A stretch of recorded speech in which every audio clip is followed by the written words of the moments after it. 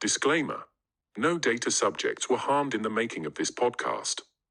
Welcome to the Privacy Bar and Bants podcast. We make privacy awareness simple. Sit back, relax, and grab your darkest privacy myths and misconceptions. Your mind-boggling experience begins in 5, 4, 3, 2, 1. I need to drink water. Anyway, Right, so because who am you I? are. I'm Yetunde So Industry. Next question. Next. Emmanuel, how's your week been? What have you been up to in the privacy land? Nothing. I've been sleeping. I've been sleeping. I have 1 week vacation, and so I've been sleeping. I have to also submit my thesis, but those small things to proofread something, to double check.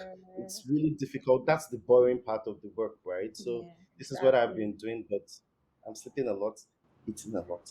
But yeah. I mean, you can hire me. It's just that like my fees in like dollars, like per Your fees are minute. in dollars. You are, Yeah, you are dollars. not even pronouncing it like dollars. It's like No dollars. dollars. That's No, but that's see, that's even more expensive than the USD. no, but this is the thing. Her name is Dolapo. Dollars is already the beginning of her name. How could I Dolly, just thank God? dollars, Thank you. Dolapo, Please DPU, do not everything. mind it That's what today. it is. No, but like Yeah. fair enough. I understand. That's like literally anytime I have to read over the things I have written, horrible, so I can understand. Yeah, I feel you. Dolapo, how about you? What have you been doing to shake the privacy land? To cause us havoc? Well,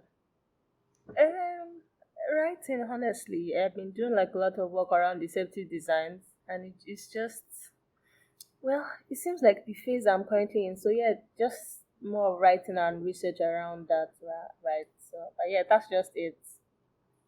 I'm trying to catch my breath. I'm tempted to go and Google deceptive design.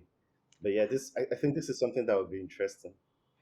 Dolapo, the DPU Serious. of this podcast. Anyway, me, I haven't been up to much, to be honest. I have been attempting to read, which has been very tedious. I think after proofreading, I think reading is like the next worst thing.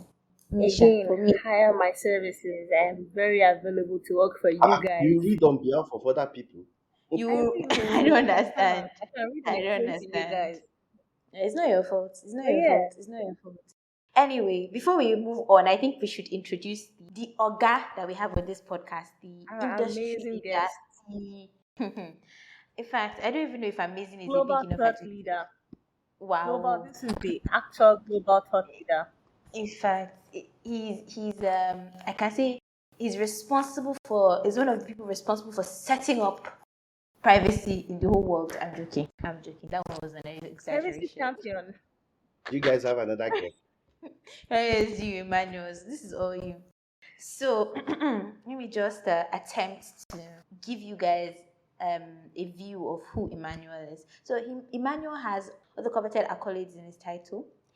He has the LLM, PhD in View, CIPPE, CIPM.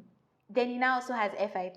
I don't know if there's anything else what we should be looking for, because to me, I think that's the creme de la creme of accolades and B titles that someone can have. I'm sure. Right.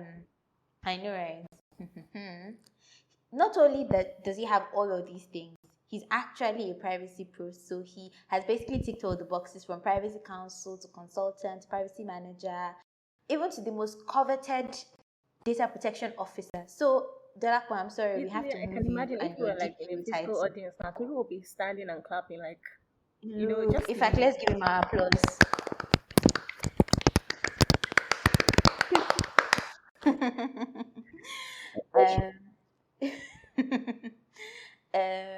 So he has been not even data protection officer for one jurisdiction, for multiple jurisdictions. Gosh, wow! I don't think that I don't even think I have the honor. audience still clapping. That they must still be clapping. You better be doing that, Dolapo. And then he's also a researcher at the University of Lapland. Do we say that correctly, Emmanuel? Yeah, you did. Yes. Okay. And so his area of research goes way beyond data protection to information technology as well as intellectual property. And so this is why we even felt like we couldn't have anybody else come on the podcast for this specific episode. What we're going to be talking about AI and how it's basically shaping the whole data protection space, or how they're shaping each other. I mean, AI and data protection. How are you feeling? Are you ready for today, Manuel? Are you Yeah. set?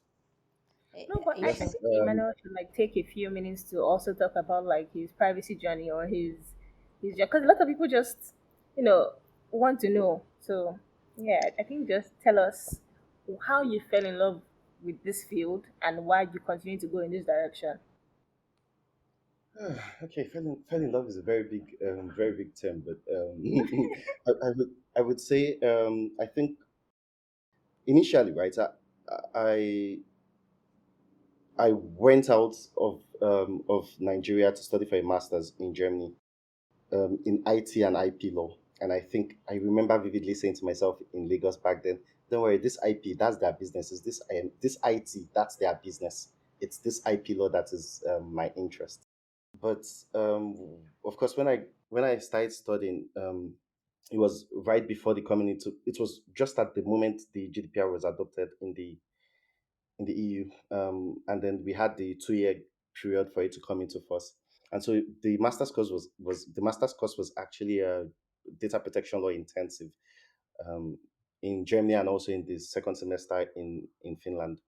And so I think for me this was it was inescapable, basically, to learn the rudiments of European data protection law.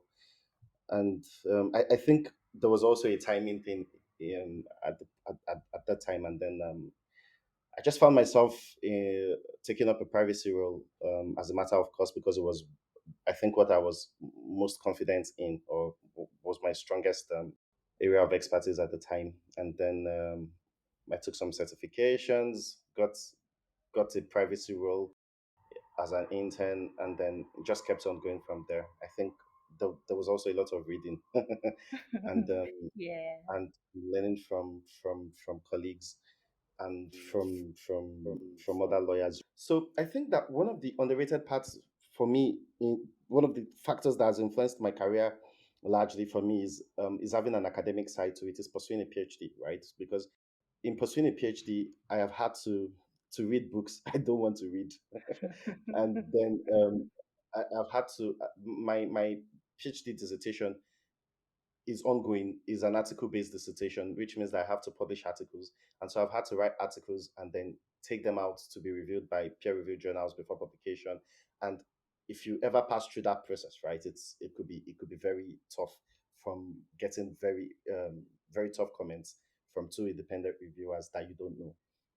And so I True. think that for me, the academic part of my privacy journey that has ensured that I am theoretically grounded in the field. I think that I Mm. see this a lot with in the I see this a lot, particularly even abroad, right? Let me keep this abroad, say in the EU, with colleagues, with prospective hires. You would see sometimes that people, I distinguish between the mechanic and the engineer, right? People know, oh, we have to delete the data. They don't understand the why.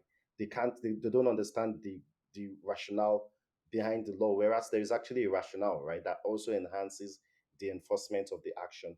And so I think that for me, this has been a very good balance, being a practitioner and also being an academic, because then I can spend time in the library, understand the theoretical part of it, and still come out, and provide guidance that is practical. The academic part is always very theoretical, and it doesn't really work in practice, right? So being able to blend, and I've been in a job interview before where someone was reluctant to have a further conversation with me because of my academic background, right? They're like, no, PhDs are theoretical people here. Um, there are theoretical Wow. people who will write you 10 pages, right? But whereas in practice, you need a very succinct, straight to the point solution. And so I think that for me, being able to blend both, is one of the things that has been able to help me pivot my career. Oh, wow, that's really That's interesting. pretty amazing. Especially that whole thing about one thing being practical and one thing being theoretical. I think, Yeah, it seems yeah, like the that's best probably of the, both worlds. yeah, yeah, the absolutely perfect balance. Perfect balance. Wow, this is exciting.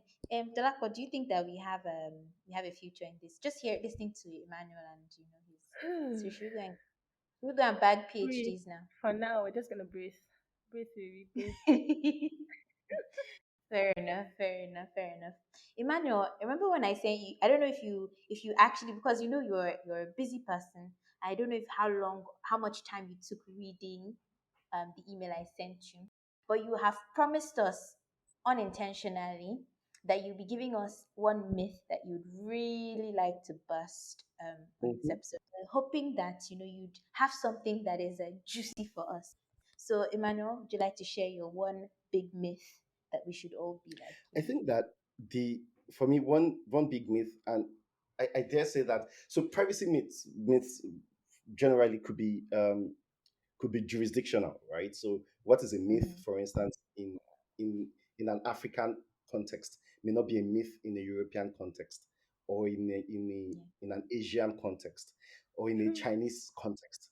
So to bring it back home, right? If you one of the things that people say actually, I dare say even globally, right? Because I've heard people say this also abroad, say, "Oh, what's my business with privacy? This stuff is very stressful. It's none of my business. The right to privacy is not my concern." But actually, this is like the biggest lie that people tell themselves, and maybe one born out of ignorance, to be honest, right? Because True. at the end of the day, the right to privacy and then data protection law concerns everybody. I give you an example, right? Imagine you go online, maybe because you some cookie picked up some email you sent, picked up something you sent in an email, or maybe you just went on Airbnb to book an accommodation in say Spain or in France or in some island somewhere, and then some cookie has saved the fact that it's some ID related attached to your computer, has booked an Airbnb space, has also booked a flight, maybe with Air France going to France. Already they know that you're headed to France and it's June. Hey, it's summer. Now, the next thing that you would start seeing would be probably adverts, things that you would need in France. Maybe you're going to some island, they could start pushing skiing items to you, for instance, skiing, Right. maybe those sticks and all those kind of stuff, or stuff, things that you would need for your vacation, right? Now, I like to describe this kind of scenario as having a manipulator sitting right beside you, manipulating every next move you make. And it's Mm-hmm. unbelievably scary that by virtue of targeted advertising, now using this as an example, right? Some third party somewhere can influence your buying decision by showing you a product every time, and they know that maybe you have an interest in this thing, or your next few steps are headed in this direction. It's like having a manipulator in your life influencing your every decision to their advantage. Unbelievably, unbelievable. And so for me, it's so when people say, "Oh, the right to privacy, data protection is none of my business. I don't care about it." I'm like, "Nah, you care. You just don't know that you should care actually." So I think that for me, this is the big myth. I think that the right to privacy and data protection law, I think it affects all of us. I think that at the end of the day, I think if you also look at the fact that this right is also tied to your dignity of the human person, right? You think about it, right? So if you think about it really closely, it's my data, it's my information. Why are you doing something with it without my knowledge? Why don't I have control of this data, right? It's mine. Yeah. And so it's something that touches on the dignity, on the right to dignity for me. And I do think that when I hear people say this thing, and I hear this a lot, particularly in the implementation of the GDPR, right? When there are times when things get tough, and you will hear this from engineers, from even from customers, even from customers, companies that want to buy products. You hear things like, "Yeah, but this thing nobody really cares about it." Oh, actually, if You they do. don't care, maybe they don't know they should care. Actually, so yeah, that would be my big myth. To be honest, I think that that's probably a big one, especially for us here in Nigeria. I think people don't know they should care. But then when they start to see the physical manifestation of these things, they then worry. Like, so I've had people, people had the conversation with you, like, why are they listening to my phone calls? Why did I talk to my friend about toothpaste and suddenly I'm seeing an advert for toothpaste? right? Yeah, they're not listening to your phone call, but with the little pieces of information that you have given them in the past, they've been able to get to a point where they can then use that information to predict that you would want to buy toothpaste, right? I think one of the freakiest one I heard was when there was a documentary I was watching, and it was talking about how Amazon can actually predict, well, they say Amazon can predict if a person is pregnant before they know they're pregnant. And I thought, Mind Okay, that's blowing. scary. yeah, Yeah, very that's scary. scary. So because they there's something to do with, apparently there was something to do with um them, from your spending patterns, knowing your sort of understanding your hormones, and the way your hormones are causing you to react and all sorts, and then finally bring you to a place where they can then predict almost with almost accuracy, actually, with a good level of accuracy, whether you're pregnant before you know you're pregnant. I think that was my, this is really freaky point. Yeah. Yeah. But you guys have So, heard it. so, so, so maybe something else in this respect is with predictive analysis, right? Think about it. Like companies are building, or AI generally, right, is able to build patterns. And so I have seen this before, whereby a team was proposing to build an AI system that can predict if employees are about to leave using the features of employees that have left the company. And so Wow. this is predictive analysis, right? They can build a Mm-hmm. model and say if you meet XYZ criteria, then most likely you are about to leave a company, or you're about to do XY, or maybe you're about to get pregnant or something like this, right?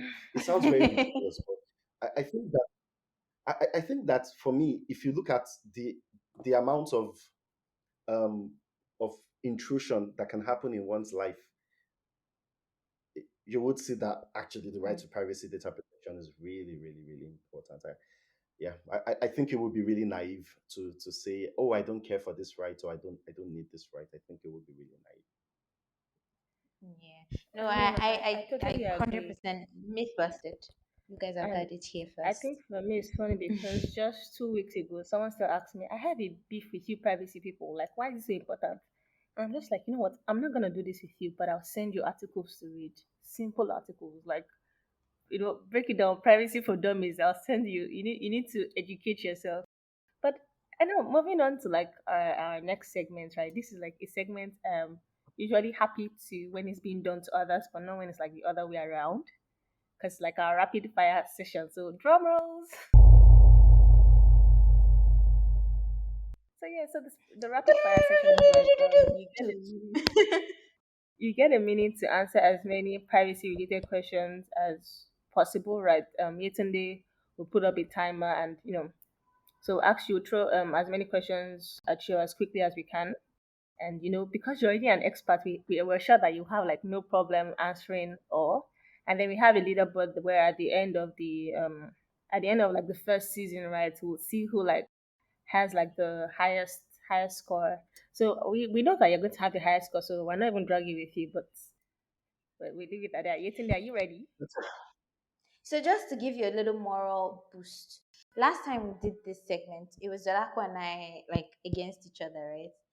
And Dolapo and I ended up on a tie of 5 points each. So we only successfully answered 5 questions. But then this is the issue, right? We are privacy babies, and so there's not much that we can't compare to the likes of the grand mistress like you guys, Emmanuel.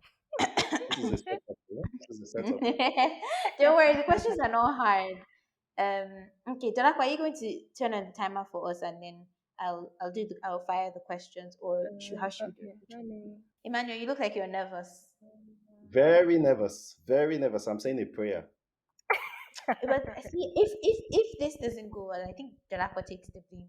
I'm not mischievous in any way, so So this rapid fire Dolakwa was totally dismiss. Yetunde's idea. I'm not interested in being put on the spot, right? But Okay. Yetunde's idea and our executive producer's idea too.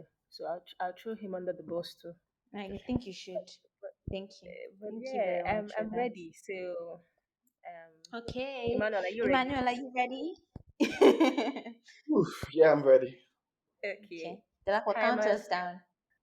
Oh yeah, you can Okay. start now. Okay, how many data protection principles are under the GDPR? 6 or 5. Oh, what does DPO mean? Data protection officer. How many countries in the world have privacy regulations? Just take a guess. Hello? Yeah, 90 something. I don't know. Just I don't 90 know. Let's something. do the Okay. next one. Okay, next question. How many legal bases are there for processing sensitive personal data? Um, You can skip, pass, you can pass. yeah, I would pass. I know consent is one of the major ones, right? But yeah, Mm, I would yeah. pass. Oh, what's your worst privacy nightmare? We don't process personal data. I feel like Emmanuel deserves like another like 5 seconds Yes, because because he there was was a telling period me. where we got cut off. Okay, so I'm gonna Okay, throw cool. you two more questions just as a Okay. bonus to kind of make up for the lost Mhm. few seconds that we had. Okay. Are you ready for this question? Yeah, sure. What do you enjoy the most about data protection? Protecting, ensuring that data is properly used, protecting human rights. And what year did the GDPR come into force? 2018. Okay. Ah, okay. With that, like, we can successfully say that you didn't cave in under the pressure. You did well. You handled yourself well. Look at that. You know. So I can't kill myself. So the kind of questions that you guys are asking, right? They're like, I don't know how to explain it, but like asking, like counting, like I don't know. I can't say for sure. For instance, what I can't count how many legal bases are there Yeah, for but you can processing you know sensitive them like data, off the right? top of your head. Like if I see a scenario, then I can deal with it. Yeah. That the questions are very mechanical. So Yes, it's supposed to catch you Manuel, off guard. so to be yeah, fair, yeah, you come here. this set of questions was put together by Yetunde. When I Yeah, put yeah. together I the know. questions, She set me up. She set me up. I know. the questions were She set more me up. what's the full meaning of GDPR, simple terms, but Yetunde set you up, I promise you. It's a hot seat. It would not be fair to the name of the seat if it's not hot. So, hey No, the ho. seat was very hot. You did well. Fair Look point. at that. Exactly. You should be applauding me for my But yeah, skill set. please. Yeah, yeah. You should be applauded.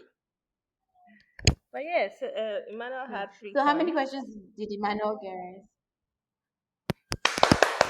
Emmanuel had 3 points. So wow, we should have like a Emmanuel. dramatic Points are very high. sound for this session. I feel like we should sound effect Abby. Don't worry, we'll work on that. We'll work on Yes. having the sound effects lined up so that we can do the yay, the audience chair, and all that. Emmanuel, don't worry, it's your first time doing a rapid fire and you didn't cave under the pressure. Don't worry, you've done You well. sure? Yeah, you tried. We can add 1 point because you did not cave under the pressure. Dolapo, do you think that's No, fair? don't add 1 point. You should not add 1 point. Okay, I mean, at this point, I feel like we even already started sort of going into the main topic for today when we were talking about your myth that you wanted to bust and all that, because we started talking about targeted advertising, which we all know sort of is within that realm of AI and all that fun stuff.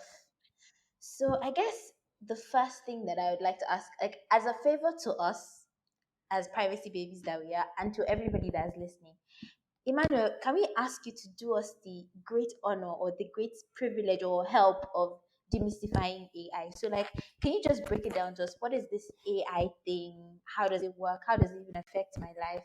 Should I be concerned about it? Like, what is AI? How does it work? Okay, so basically, AI systems are traditionally defined. At least if you look through a long line of definitions, one common trend is that AI systems are like systems that are supposed to model human intelligence in the execution of specific tasks. Mm, This is a very high level definition, at least that like if we try to sift out the key facts from a plethora of definitions. Uh, but one interesting thing is that I think that the term AI, for instance, is something that is being thrown around a lot. and might not necessarily represent the way it's being thrown around. So AI systems are not capable of modeling or simulating human intelligence, like that definition suggests, right? At least not as of today, and hence the classification of AI systems into strong and weak AI systems. And those strong AI systems are those systems that can carry out tasks, specific tasks, um, autonomously, um, or without support. But of course, this is not something we have today. And then we have weak AI systems which carry out only specific tasks, subject to some form of human intervention. I think the interesting thing to note is that, yeah, like I said, a lot of the AI systems we have today are weak AI systems. They are not strong AI systems. They are not autonomous. There's heavy reliance on human intervention. In fact, nowadays I'm really cautious about throwing the word AI around because a lot of the things that people refer to as AI systems are just software, actually. Um, and so, but ordinarily, AI systems are supposed to be systems that model human intelligence. AI systems are also used sometimes interchangeably with machine learning, but of course, these two terms mean different things. Um, Machine learning is that process through which AI systems literally learn, which is Hmm. you kind of train the AI system to act in a certain way um, through the use of the machine learning process. But this is a different topic on its own. But I think it suffices to say that AI systems also are systems that are meant to model human intelligence, and the fact that AI systems again are strong and weak AI, and we have what's more prevalent today are those strong AI systems. Sorry, are those weak AI systems, which require a lot of human intervention and are not capable of functioning independently. They do not have autonomy, basically. Hmm. That's really interesting. So that's like AI in terms of, I guess, in sort of explaining what it means on its own. But then how do we then put into context the AI that is the more advanced than the simple ones and the use of data? So how does the use of personal data vary in those systems? That's a good question. So I think that one of the interesting things to note is that that data actually is like the lifeblood of AI systems, right? And without data, AI systems cannot function properly. So uh, in I think that it doesn't really matter whether it's a strong AI system or a weak AI system. The reality is that in AI systems generally, right, you would need data to be able to train the AI system to act in a certain way.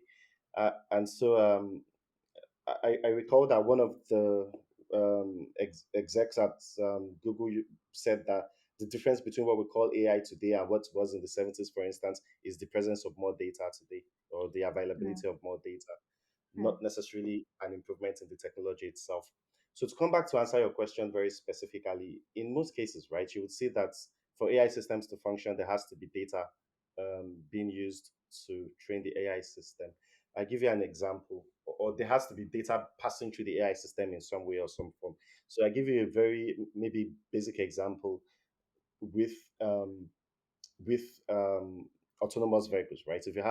If you want to train an autonomous vehicle, for instance, to recognize a human being, not to hit a human being, you have to train it to recognize what human beings look like.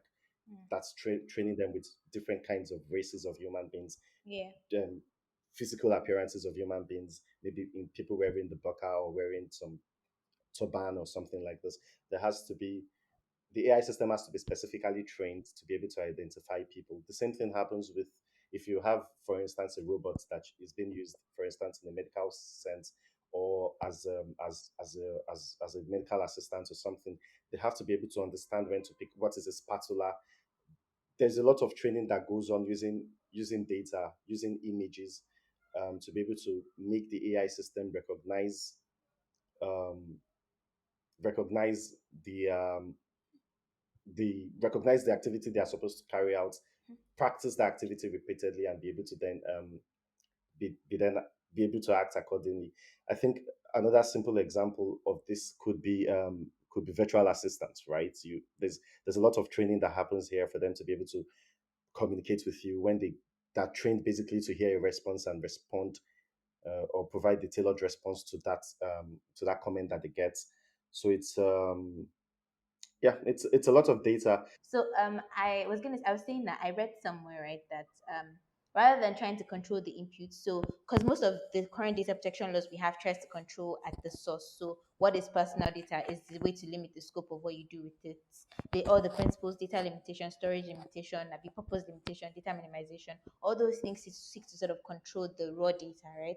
Now this person was suggesting, or this author was suggesting, that why don't we try and control it at the output stage. So when the data goes through the AI systems and the algorithms process it, um, why don't we try and control what comes out at the end of it? So typically, for example, if it's like an advertising company, or the advertising, targeted advertising, it will be the profiles that are created at the end of that we will try and control. So those inferential pieces of data, that why don't we try and put those under control, as opposed to constantly seeking to control the source, when we know that the only thing that we're doing by doing that is constantly expanding the scope of what the law has to cover, which, as you have rightly identified as well, is becoming unrealistic, right?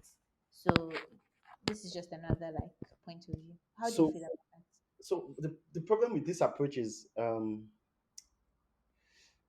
so imagine, let's backtrack one bit. One of the goals of data protection law, or let me say, I dare say, modern data protection law, using the GDPR as an example, is to give the data subject control of their data. Yeah. This is the essence of data protection law. I want to be in control of my data. I want to. It's something that is tied to my person, that is tied to my dignity. So it's inalienable. Yeah. It's something that is on my skin, basically. Think about it. The moment someone takes the data and they process the data and you're controlling the output, you have already breached, infringed upon a lot of principles in that place.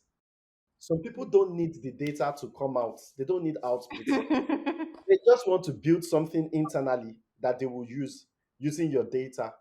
If you do this, let me give you an example. An insurance company will just say, thank you, take the data, build profiles for them to be able to assess premiums without Mm-hmm. stressing themselves, make automated decisions. They don't have output.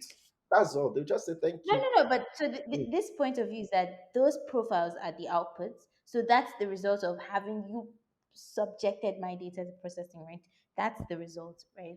So they're saying that why can't I, as a data subject, then control those profiles? So I'll have rights. So if you've used my data for the profile, I have the right to sort of say, I have rights to this. This is part of my data. So then those profiles then become a part of our data. So as it is right now, all those rights that we have towards the raw data, we then have it towards um, these these profiles.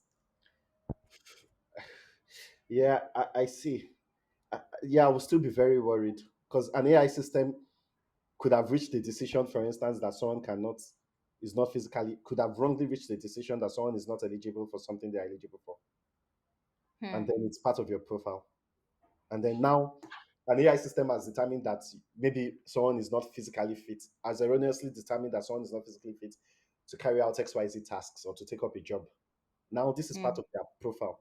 Now, what they can do is have legal basis to control, maybe have the legal basis. So maybe privacy compliance will now start from the point where it's going to be very messy. Privacy compliance is going to start from the point where there's a profile built. Have But created, yes. what happens if there's a data breach? Think Hmm. about it. There's a Okay, data at the earlier stage. Okay. imagine if there's a profile, there's a data breach at the profile stage. When there's a profile and there's an erroneous decision that has been reached by the AI system. If I am a prospective employer, okay, not me, but if a prospective employer would say, look, a decision has been reached here to say this person is not physically fit, bye, ciao. So I think that there will be consequences.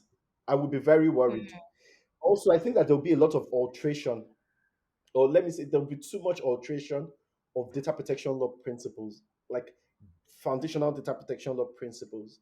One of them would be that you will be processing personal data Mm. without a legal basis. For me this is something that I I do not wish anyone to shake, because then we open the floodgates to a lot of things. Mm. So this is the Interesting. problem for me. This is the concern I would have with this solution. I think that it would require one too much alteration of present of data protection law as it is, and then there'll be a derogation from foundational principles of data protection law that underline data protection law itself. I think it will be very weird. This stuff sounds very American. I promise you, in the EU, people will be very pissed. But just Yeah, if that's the case, fair enough, fair enough, fair enough, fair enough. I mean, I think so. This whole conversation has been very exciting. I feel like AI, you can they're like endless questions. Dolapo was actually we were just like I'm sure like Dolapo has more questions to ask. Like Dolapo, there's just too much to be I said, comment right? Marisa, but yeah, because even when you look at converse. the bias angle, but and we can go on and on, right? But it's been really exciting, and I've learned a lot, and this is why we need to keep talking to like our champions in the privacy world. Like I have, a whole new world has been opened up to me. But yeah, it's been really exciting. Thank you so much, Emmanuel. Thank you for agreeing to come on Mm. the podcast and share your insights with us. We're really, really grateful, and we're really, really happy to have you. But any last words for like our audience, privacy, NC, or data protection enthusiasts, young professionals? Any last words? So also thank you to you guys for having me. I think it's been a pleasure being here also to speak with you guys about privacy and artificial intelligence systems.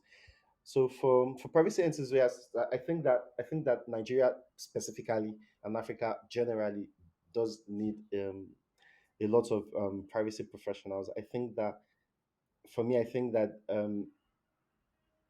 any privacy professional in Nigeria that is thinking of pursuing a career in data protection, I think that's a good way to go. Even pursuing an academic career, I think that this is a field of law that is going to blossom in the coming decades in Nigeria. I think that I also think that Nigeria and Africa, we do need a lot of experts on this topic. If you look at the the different conversations happening across the African continent, you will see privacy creeping in little by little by little by little. I give you a very generic example with the free trade agreement, right? Mm. They, they came up with a free trade agreement and did not think about privacy or data protection law, and then you have a situation whereby every every state, uh, every entity is going to be negotiating with data protection law on a country by country basis. But this is not a novel problem in Africa, right? This is a problem that the Yeah, European Union also suffered with the data protection directive, hence the yeah, coming of the GDPR. And I think that when we have more data protection law experts, more not just experts now, but more persons, policymakers who are more conscious about the right to data protection law, we would be seeing data protection law live out in other fields of human endeavor across the African continent and in Nigeria specifically. So I do think that it would be exciting to see more Nigerian professionals pursue careers in data protection law, particularly academic careers, so that people are not just very superficial on the topic, but also have a theoretical understanding of the concepts and the issues that would then impact upon policies. So yeah, so for me, I'm always rooting for people to go ahead and push and study in privacy, study in data protection law, because I do think that this is something that is very important. That is very important and that will be very important for data protection law to develop in Nigeria. Thank you thank so you, much, Emmanuel. Emmanuel. Don't worry, I was taking notes. I was definitely taking notes for myself. No, it's But it's fine. You better share those notes. I will definitely. Any last words from me? Gosh, Yeah. you don't want us to leave here clearly. Yeah, clearly you don't.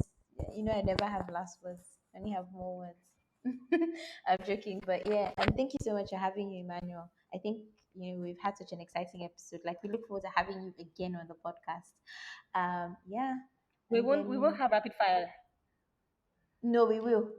It's You would the have hot seat. what? He'll come better prepared. She said You we would have won't have what? rapid fire. We won't have the rapid No, fire please don't segment. do rapid fire again, please. No, you will. No, you'll come better prepared. You'd have gone to count how many legal bases there are, how many Wait, principles there are. You you will guys are count. wicked. Who asks people for how many legal bases? No, there are Yet six legal today. bases, if I'm not mistaken. But But that they're intended to catch you out. This is because you pros are so focused on the bigger issues, they miss the smaller things. So yeah, now, these are anytime they Smaller things are not right? how exactly, many we have. Or it how was many countries intended in to the catch world? you. Or how many countries in the world have Should I, data protection law? should I tell you the answer to that one? I You can tell tell me. you the answer. That Tell one me. is let me check 157 as at March. Jesus Christ. But that's impressive, actually, right? Yes, very impressive. I know, right? Even like, do you know, like as at March, I'm sure that there are more that have come up since that we Mm, Yeah, haven't even. actually, even more African Mm. countries.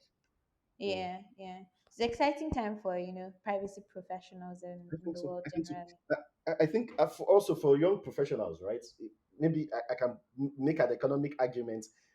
Maybe this is more convincing. So also there will be a lot of jobs, right? You think about the GDPR coming into force and then betting a lot of jobs Yeah, across the European Union and creating a whole new economy on its own for privacy professionals.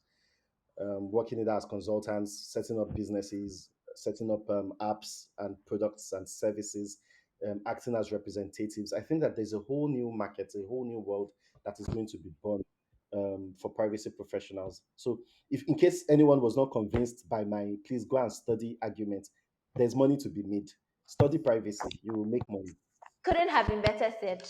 Exciting There's news. no better way to put the Exciting news. economic opportunities. Yeah, Our own DPO on the podcast, Dolly. How are you feeling about this? Dolly is our DPO. I Like don't have I've come up money, with the guys. fact that her name is DPOs have money. I don't have Dolapo, money. so DPO. Dolapo DPO. So she's our DPO on the I'm podcast. done So with you. Dolly, But yeah, it was really exciting having to listen to or chat with Emmanuel, and we look forward to having him on the podcast again in the yes, we future. do. We do. yes. This time Um, I'll sign a contract with you guys. No rapid fire, guys. Nora.